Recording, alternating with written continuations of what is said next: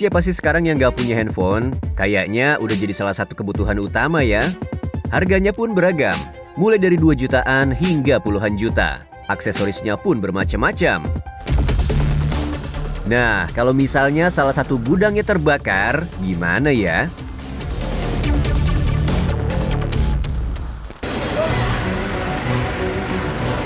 Gede banget bang, lampu banyak bang.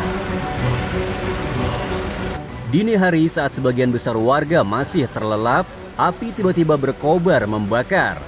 Keheningan di kawasan pergudangan Duta Indah, Jalan Kapuk Raya, Penjaringan, Jakarta Utara pun buyar. Asap tebal mengepul dari salah satu blok gudang di RT 07 RW 03 Kelurahan Kapuk Muara.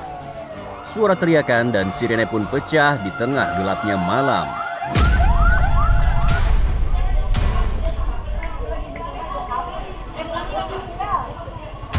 Pertama dapat laporan itu sekitar pukul 1:13 dan kami melakukan peluncuran pertama dari Pospik. Jadi seluruhnya 8 unit dan 6 pendukung dan personilnya 70 orang.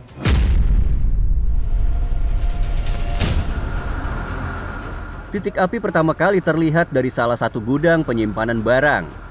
Beberapa karyawan yang masih berada di area pergudangan langsung berjibaku menyelamatkan barang-barang yang masih bisa diselamatkan. Gede banget bang, lampu banyak bang. Untungnya respon dari tim pemadam begitu cepat. Komandan Insiden Penanggulangan Kebakaran langsung memantau keadaan. Setelah datang ke sana, api sudah besar dan sudah masuk ke rolling door. Maksudnya rolling door udah merah. Jadi saya perintahkan untuk komandan insiden yang pertama datang ke sana untuk membuat rangkaian penyaluran. Itu ada got besar dan bisa dilakukan untuk suplai air. Jadi hasil setup itu kita buat rangkaian 4 unit, jadi dari unit pompa satu ke yang lainnya itu sampai ke sumber air. Regu pemadam tentu perlu menilai situasi secara cepat dan menyeluruh. Api terlihat sudah membesar di dalam ruko yang tertutup rapat. Petugas akhirnya masuk melalui pintu samping. Tapi andai saja gerai utamanya dalam kondisi terbuka, proses evakuasi bisa lebih cepat dan aman. Jadi tim kita pertama kali emang nggak bisa masuk ke gudang. Di situ kan ada kantor yang kecil lewat pintu satu doang dengan satu pemancar. Kemudian kita melihat ada forklift yang sedang bekerja. Nah, kita minta bantuan untuk nahan rolling door yang itu dengan cara disemprot pakai spray gitu. Terus diangkat, baru kita bisa masuk ke dalam ke titik api itu. Selanjutnya itu yang pemancar 1-2 itu kita arahkan ke kiri dan ke kanan sebelum kita masuk ke yang utama kebakar. Karena situasi kebakaran pertama itu memang langsung besar. Dihalangi ya itu orang-orang dari orang situ dan satu buah forklift. Pintu rolling door berhasil dibuka menggunakan forklift. Begitu celah terbuka cukup lebar, tim pemadam langsung masuk ke dalam gudang yang penuh asap dan kobaran api. Dengan perlengkapan lengkap, petugas menyusuri ruang yang gelap dan panas untuk menjangkau titik api yang berada jauh di dalam gudang.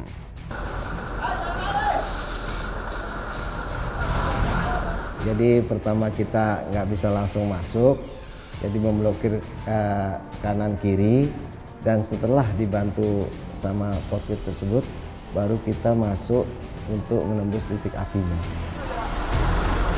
Setelah terbuka rolling door, jadi kita masuk untuk karena hawanya terlalu panas, karena yang terbakar banyak plastik, jadi aksesoris HP dan headset itu, jadi kita melakukan penyemprotan lewat spray.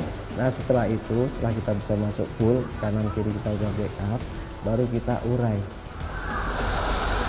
Untuk ini hilangin panas yang hawa kita bisa masuk, biar nggak panas ke badan gitu.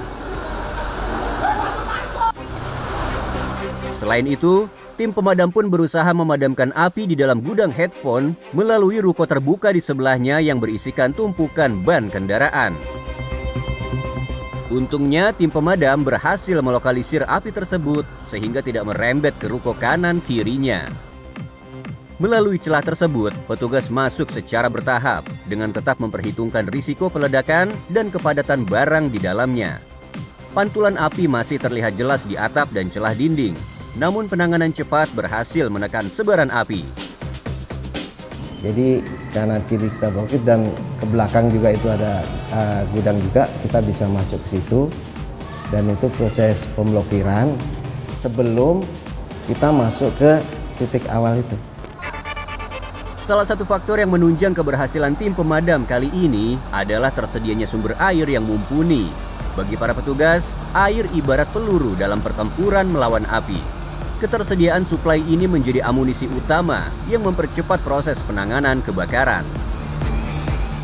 Jadi itu karena sumber airnya agak kecil tapi panjang dan dalam juga.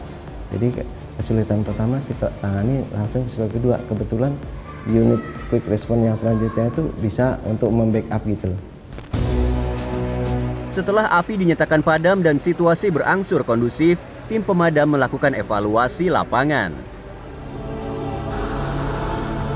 Informasi ini diperlukan untuk memetakan sumber api dan menilai potensi bahaya serupa ke depannya.